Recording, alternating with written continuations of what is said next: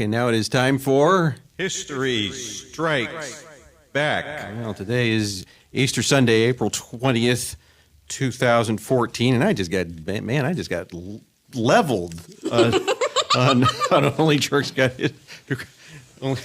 Only Jerks Hate History. Pope Urban the Sixth, the worst pope in history over here, might have even beat me. That's really pathetic. All right, History Strikes Back. What I have scripted here is in 1920, tornadoes in Mississippi and Alabama killed 219. And actually, I have some actual research here that I did for that, so we'll come back to that.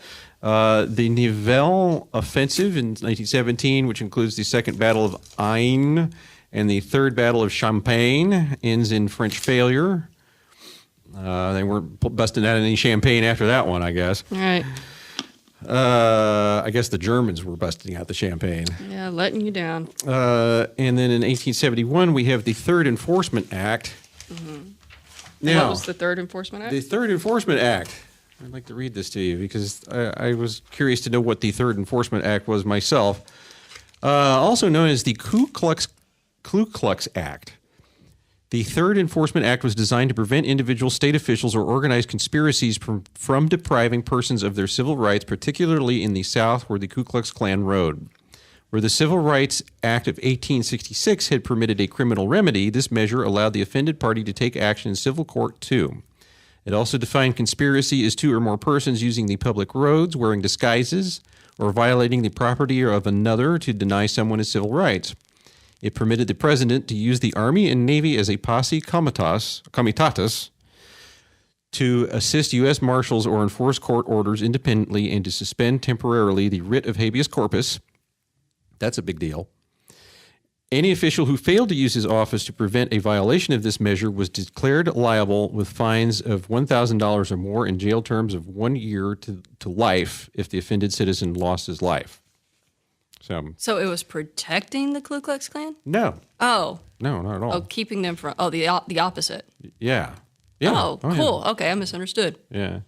But the big deal, though, is and what you'll find in this day in history stuff it says talking about the temporary suspension of the writ of habeas corpus. Now, I'm not a lawyer, but from the way I understand it, the writ of habeas corpus can be suspended in times of war. Okay. Yeah. In times of war or insurrection. And so it included contingencies such as conspiracy or interfering with public roads, wearing disguises, violating property, so as to hold up in court that it would be an insurrection of sorts, right? Even if it was one person that they were violating their civil rights, it could still be interpreted as an insurrection. That's just a amateur's guess, but yeah. but I thought, but nonetheless, I thought it was very interesting, and I keep coming across it, and I'm like, well, what is the Third Enforcement Act? How about that? Huh. Well, good. Some of the things from HistoryOrb.com. In 1657, the battle in Santa Cruz Bay, Tenerife? I have no idea how to pronounce that. Tenerife? English fleet under Robert Blake. Robert Blake, you familiar with Robert Blake, Pope Urban? From Beretta. Yeah. From in the 70s. Yeah. He sinks a Spanish silver fleet. Captain Cook arrived in New South Wales in 1770. The British began their siege of Boston in 1775. In 1861, Colonel Robert E. Lee resigned from the Union Army. This is all events that happened on April 20th in history. Is it Robert E. Lee? Yeah. Colonel Robert E. Lee resigned from the Union Army. Really? Well, yeah. I didn't know he resigned. Or he retired? Or he became a Confederate. Oh. Yeah. Oh, yeah, that is significant. Yeah. Yay, Mr. Lee. And then 1888, 246 reported killed by hail in Moradabad, India. Wow. Man, must have been... How many? 246 killed by hail. Wow. I guess, did they not have shelters or? I guess so. 'Cause normally you go indoors so that wow, big rocks falling from the sky. Let's go inside. Yeah, I know. I guess they were all like camped out in an open area or something. Oh, wow. Well, it's generally a poor country, so, Or it may have especially in gone through. 1888. It was still a British protectorate then. I don't know. Blame the British. 1920, the Balfour Declaration was recognized, making Palestine a British mandate. Here's one that I thought was interesting. In 1944, the NFL legalized coaching from the bench. Oh, dear.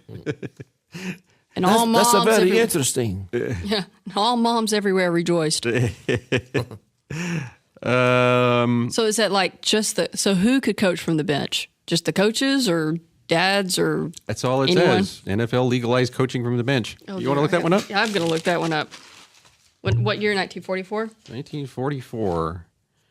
1967, the French author Régis Debray is caught in Bolivia.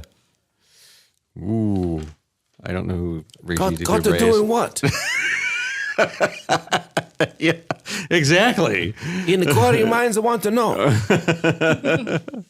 I like this one. 1976, George Harrison sings the Lumberjack Song with Monty Python.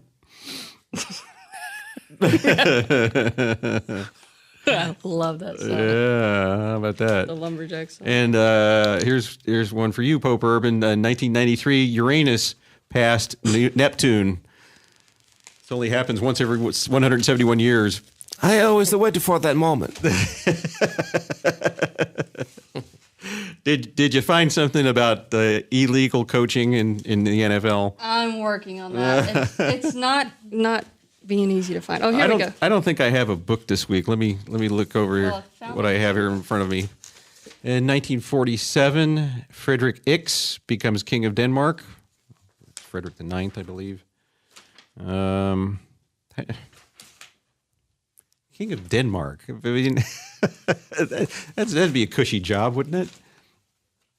You sit around and do nothing. Yeah. Tell people what to do. That's what it sounds like to me. Yeah, is that what you did as Pope? Exactly. So it's all good. Why do it yourself when you can rely on others to do the dirty work, right? Absolutely. Well, and that's what I got.